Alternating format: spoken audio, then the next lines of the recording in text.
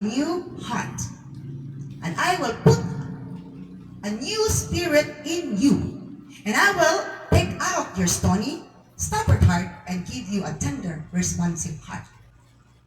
Wala epekto kung maminaw ta sa pulong sa Ginoo. Ang atong kasing-kasing di natiga. Maluluy una. Madinawaton, mababsana. Pero once ka ni reactive that, agad pag-iigo. Remember,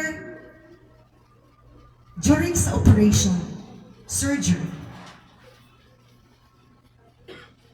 tools pa lang daan, equipment pa lang daan sa mga surgeon, mga maopera, makalilisan ng perting haita. Amen. Pero nga naman, ipatusok man nato ang pasyente nga, luoy na kay pasyente. Nga to, ipatusok po dyan na to, para sa mamatay o para maulian? Para maulian. Kana nga principle, pa-applikar na to na.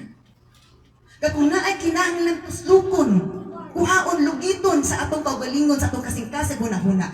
Willing ta magpalugit, maupirahan ta, maulian ta, o di na ta magpabilin nga nag-struggle pa. Amen.